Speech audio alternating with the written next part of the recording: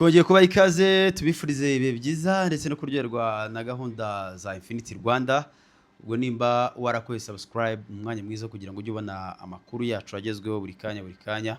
Onyeka Jazz nambaye se? Yes, wambaye ka Jazz keza ka Visit Rwanda, uragaragara neza, urasa neza. Nuko nta kipe umupira w'amaguru fanereka niyo mpamvu. Njyewe se mfana Amavubi. Siko nimugora ahantu twari turi bashyiramo indirimbo ya Arsenal, umuntu agashaka gusora akabari kose. Yishimye cyangwa ababaye? Ababaye ngo bashyiremo na Manchester United. Bashyiremo na Manchester. Baravuga ngo Ogu, Efam, de couleur n'est pas discute. Ubwo uvuze ngo iki mu Kinyarwanda? Bavuze ngo uburyohe, ibara n'umugore, mbese ni nk'amarangamutima, abantu bakunda ibintu bitandukanye, nta muntu ujya ubidiskitaho. Ibara, umugore, ikindi warumbwiye ni iki? N'uburyohe. Ibara, umugore n'uburyohe. Ariko muri iyi season itangira nzafite akajezi ka Tottenham, kuko Tottenham nizajya yambara Visit Rwanda mu Bwongereza. Ko Arsenal amasezerano yararangiye. Uzaba ufite agapira k'ikipe yitwa Tottenham Hotspur. Nayo ariko iherereye i Londres. Hari ahantu muri Kongo bambaraga agapira nk'ako bakabafunga bakabakubita. Nta mukongomani wari wambaye kukambara. Arimo arafana u Rwanda cyangwa arashyigikira iby'u Rwanda ruko. Yende twarutambije be. Twagahita nsanze neza. Reka duhere mu ntara y'Amajyepfo ku Kamonyi, ahari umugabo witwa Jite basanze yaho yari azarunda. Yimanitse mu mugozi. Cyangwa bamumanitse. Banditse bamumanitse kandi nduko yari ifunze. Yari ifunze, abantu bashaka kukwica bagaca mu idirishya bagasohoka. Nta idirishya naryo ryari rifunze. Ubwo ngo umuturanyi yamukomangiye, amaze kumukomangira abura umukingurira. Kubura umukingurira rero niko kuza rwose bashaka ahantu banyura, baratobora basanga umuntu yimanitse. Navuga ko kwiyahura ni icyemezo cya nyuma, ko abantu bose batinya urupfu. Urupfu ni ikintu gikomeye cyane. Umuntu rero ukoresha umugozi akiyahura, navuga yuko usibye no kuba ari ikibazo wenda ashobora kuba afite cy'ubuzima butameze neza bwo mu mutwe, ariko nabwo ntago ari ikibazo cy'ubuzima bwo mu mutwe. Twaba dushatse kuvuga ko abantu bose biyahura baba bafite ikibazo cyo mu mutwe. Hari abantu baba batuwe ari bazima, noneho kwakira ibibazo afite bikamunanira. None si ibibazo ntibinyura mu mutwe? Binyura mu mutwe rega buri. Binyura mu mutwe. Buri mutwe rero. Igihe rero resistance yo kwakira ibibazo yabaye yatsinzwe. Yego. N'amarangamutima y'ubwoba, gucika intege, ukiyambura ubuzima. Ariko nyine ntago biba bikwiye ko umuntu yambura ubuzima cyane. Ariko turi kubona ubuzima busa nkaho bugenda busharira cyane. Agara gusharira ku isi ntago ubuzima bwigeze bworoha. No. Hari ibihugu bidafite ubuzima bushaririye, hari n'ibihugu bifite ubuzima bushaririye cyane, hari n'ibiri mu rugero bitewe n'igihugu icyo ari cyo. Ntabwo uri bumbwire ngo umuturage uri muri Qatar n'umuturage uri mu Burundi ngo abo baturage bafite ubuzima bushaririye cyane. Ntago babayeho kimwe. N'abatuye muri Qatar rega ntago. Umuturage uri muri Luxembourg n'umuturage uri mu Rwanda ntago ubuzima bwabo bushaririye kimwe. Umuturage uri gusharira uvuga nuko gusharira ni imibereho ya indi ya buri munsi yo kuvuga ngo ndarya kangahe ku munsi. Niba umuturage wo muri Luxembourg ari kurya ubu 5 ku munsi harimo na breakfast, yabyibuha cyane. Burundi iyo warya 5 ku munsi bahita ushwanya. Ntabwo njya kugira amoko y'ibiryo safatwa. Breakfast, lunch, ugafata supper, ugafata na dinner.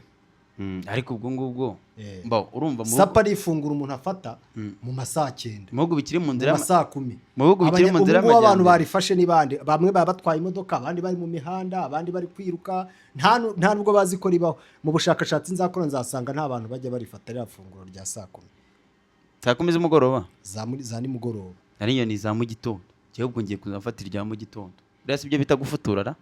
Biriyanye ushobora kubikora, abasilamu barabikora, ariko mu gitondo saa 12 breakfast niyo nemera. Ubwo rero mu by'ukuri uyu mugabo reka tumugire ubundi umuntu iyo yapfuye mu muco nyarwanda ataguye mu cyuho, atapfuye arwana cyangwa yica abantu, tumramubwira ngo Imana imwakire mu bayo uko byagenda kose, niyo yaba yiyahuye, kuko aba yiyahuye kubera ko ubuzima bwamunaniye kandi yaba yarabufite ari muri societe ari umuntu. ntabwo bitubuza kubabara no kumwifuriza kujya, twe tumwifuriza heza mu ijuru. Mu idini sengeramo, we sinzi aho usengera, sindakubona wambaye ishapure, sindakubona ishapure ubu urayambaye, sindakubona wambaye bibiliya, sindabona ugendana na bibiliya byibuze ku cyumweru. Yo no kunteranya n'abemeramana, ngende umwemeramana, sindakubona n'ikanzu byibuze ngo mvuge ati uyu muntu ni umusilamu, cyangwa nkubona n'abantu babyibuze ngo mvuge ngo uyu muntu ni asenga. Akoze ni ngombwa nimba ngiye gusenga mpamagare ngewe akagari cyangwa umudugudu? Imana si yanjye, Imana ni yawe. Ubwo rero reka tujye muri Repubulika ya Demokarasi ya Kongo, aho rero humvikanye amasasu yego hafi y'ibiro bya Perezida Tshisekedi. Abenshi bagakeka yuko ari kudeta yaba yageragejwe, niko abaturage babiketse, kuko buriya ahantu perezida aba haba ari ntavogerwa. Ikindi niwe muntu wa mbere uba wiyubashye mu gihugu. Iyo bavuze rega ngo first family na premier, iyo bavuze first family ni umuryango wa perezida. First man aba ari perezida, first lady aba ari umudamu wa perezida, abana ba perezida, umukobwa wa perezida aba ari first daughter. Ubwo sinzi n'umukozi ukora mu rugo kwa perezida uko aba yitwa, n'umushoferi wo kwa perezida ashobora kuba ari umushoferi wa mbere mu gihugu. Akibazwa rero umutekano muke uvugwa, kandi ejo bundi Tshisekedi ndetse n'abanyamadini bari bemeranyije yuko bagomba kuba ibiganiro. N'intuze n'imfungwa, nuko abaturage baketse nyine ni imfungwa zatorotse za gisirikare 30 za gisirikare. Ntago harimo baba generali se? Ntago ari byo. Noneho harimo Ciwewe? Ntago ari biriya bya Ciwewe. Ni imfungwa zatorotse zitorotse. None abasirikare barinda perezida GR Republican Guard bahabwa mission yo kuba aribo bazifata. Baje kuzifata bazirasa se? Bajya kuzifata nyine bazirasa. None bajya gufata umuntu uri kwiruka kandi ufite mission yo uyu utarasa hejuru murasa akaboko cyangwa ukamurasa akaguru ukamufata. Rero none abaturage bikanze baje kubona umwe mwizo mfungwa ari gusakuza yanakomeretsa avuza induru. Abasirikare bamubwira kwicara hasi, barinda bo mu mutwe wa perezida, bitewe nuko aho zirukiye hegeranye n'ingoro ya perezida. Niho zahungiraga, birukaga muri ako gace bakatira aho ngaho. Abaturage bumvise amasasu yamaze nk'isaha, kubera ko abantu bazirinda bahise basaba umusada. Kiyongozi rero urinda w'abajepe ategeka yuko babafasha. Abajepe rero nawe urabyumva, umujepe n'umujepe ntabwo rero yari kugenda kwirukankana. Buri imfungwa ni abantu baba bakurikiranweho ibyaha, kandi haba harimo n'abantu bakoze ibyaha biremereye. Ntabwo rero kumufata wagenda imbokoboko cyangwa witwaje amabuye. Umusirikare aba yarize kurasa, ntabwo avugisha induru. Bajya bavuga ngo kavugisha induru ibirenge, ntabwo yavugisha induru ibirenge kandi afite imbunda. Umusirikare ubundi yitwa umurashi. Ibye ni ukurasa, ni ukurasa, yarasa umwanzi, yarasa ikindi gifitanye isano yaherewe amabwiriza. Ndumva abaturage ibyo bari bagize bikanze kubera ko umuturage ubundi ntago aba akwiye kumva imbunda. Ku rundi ruhande ariko nabonye hateguwe n'imyigaragambyo ku banyapolitiki muri Kongo. Igihugu narasozi no nkuru, igihugu kirangwamo amahoro. Ntago umuturage aba agomba kumva isasu. Isasu ryagakwiye kuba kuri range ground, ahantu bigira kurasa. Ahantu bigira kurasa umuturage ntashobora kuryumva. Uzareba ahantu bigira kurasa abaturage baba ari nko muri kilometero 4. Ariko amasasu arasakuza, ntabwo arasakuza, ariko kubera ko bari ibintu bamenyereye, bazi ko hari n'ikigo, nta kintu biba bibabwiye. Ariko ufashe nk'umuturage wenda utuye nka hehe, wenda mvuge utuye nko mu Ruhango, nko mu Ruhango buriya urabona nta hantu hari ikigo cya gisirikare cyegereye, ukarasa nk'isasu niyo ryaba ari gucitse, abantu bakwiruka. Barakomeza none. Twabona muri Kongo yuko abanyapolitiki bateguye imyigaragambyo karundura, ndetse bahakisekedi ngo nyirantarengwa, icyo twakwita nyirantarengwa. Uvuga ngo urebye ubundi hari imyigaragambyo yagombaga kuba ku itariki ya 17.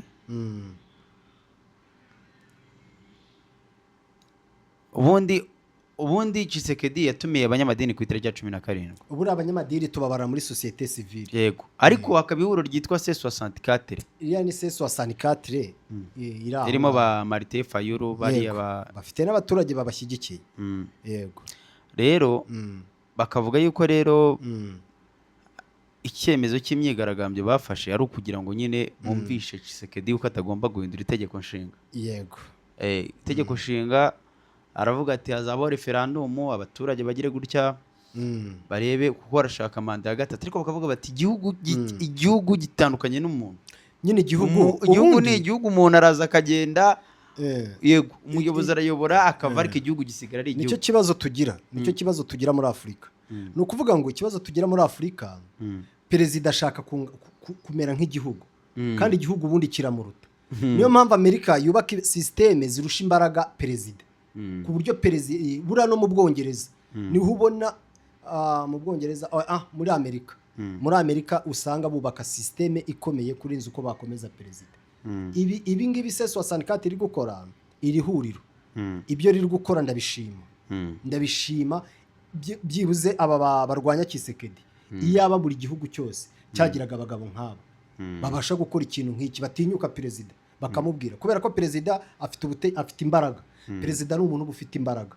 Hatabayeho abantu nk'aba bamubwira, ni umuntu aribeshya, yakora ikintu kubwo gutekereza ko akaba yanahubuka agakora ikosa.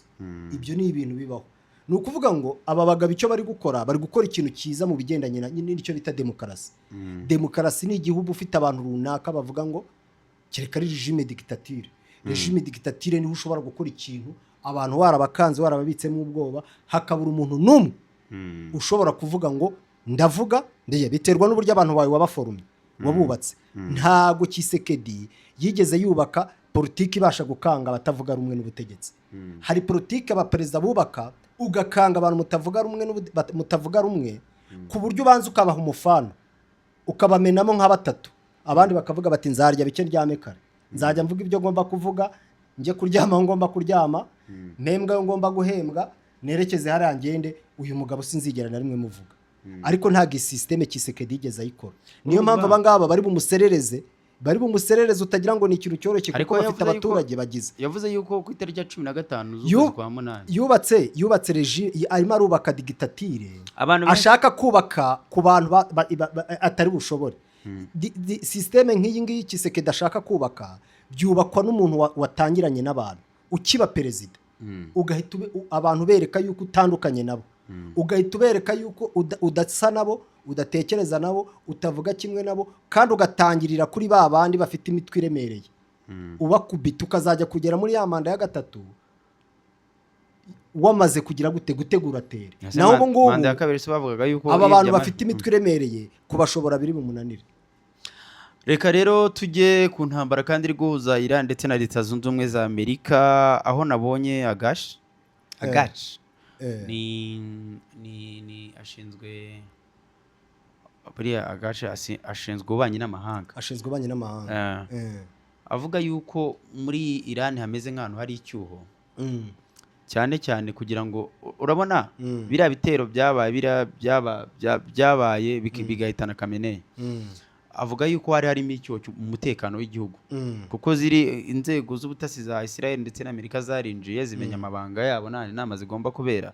Hano hapfiremo bari abasirikare bakomeye, akavuga ati harimo icyuho, sinzi n'uyu munsi nimba cyari cyakavuyemo. Oya umva ahubwire iby'icyuho igihugu kirusha ikindi imbaraga. Mao Zedong yaravuze ngo ukurusha intwaro agutsinda urugamba, ukurusha intwaro akukurusha tactique, akakurusha abasirikare bateguye agutsinda urugamba. Amerika ifite igisirikare, ifite inzira zo mu kirere. Iran yeso se iragifite, ariko abagabo bararutana se gute? Abagabo bose nuvuga ngo umuntu mu rugo rwe aba ari umugabo, aho kugira ngo rero ugende umufatirane ugiye gukubita abantu bose ngo nuko barusha imbaraga, ngemba mvuga yuko atari abagabo. Leta Zunze Ubumwe za Amerika bavuga yuko ari nde wayihaye ijambo kugira ngo ujye gusenya ibitwaro ngo Iran iri kubaka. Nta muntu wayihaye ijambo, ijambo yararyihaye. Ubwo rero babaye nka ya ntore yishakira inzira. Amerika ifite amafaranga, ifite tekinoloji, ikindi ifite abanyabwenge. Umuntu wese ufite ubunyabwenge, ufite ubwenge, ufite ikintu imubonamo kidestinga, iramujyana ikamuha ubwene gihugu. Ariko kuri ibi bitero nanone icyo umuntu yavuga, kuri ibi bitero byishe ari Khamenei, nuko Amerika yarateguye ikora ubutasi neza, ikoresha igikoresho, irangije yinjirira iramumena nk'uko n'ahandi hose yahinjira ikahamena. Ibitero rero birakomeje ndetse nabonye Iran nayo ikomeje gusa naho isubiza Leta Zunze Ubumwe za Amerika itari gukuraho. Yego, gukoresha indege ziremereye cyane za baratera ibitero basubiza intambara. Yego, nabonye Iran yarashe Kuwait, muri Kuwait na Jordania. Kuwait, ariko ubanza Kuwait na Jordania ari ahantu hari ibirindiro bya gisirikare bikomeye cyane by'abanyamerika, kuko ubona ko Iran hatagetinga cyane amadrone menshi niho akunda kwerekeza. Irahatagetinga cyane. Ariko urabona ko Amerika iri gukora iri gukora mu jisho Iran iri kwisubiza nayo muri backfire, nayo iri kuyisubirisha umuriro. Ni ukuvuga ngo bishatse kuvuga ngo Amerika yitonde, kuko akebe iri gukora bari kuyigereramo nayo.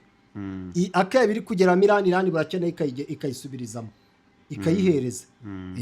Bishatse kuvuga ngo Amerika irebe nimba yageze ku rwego noneho rwo kubiri gusubizanya na Iran, kuko nibigomeza gutya Amerika iri gusuzugurwa kurenza Iran.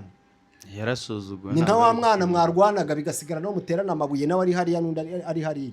Bishatse kuvuga yaguhamya nawe ukamuhamya. Kandi abanya-Iran ubundi Amerika narakubwiye ngo operation za Leta Zunze Ubumwe za Amerika ni za zindi zimeze nk'inkuba z'iminota mikeya. Ibi bintu byayo byo kwataka no gutera ibitero ushuma ntago bijya biyihira.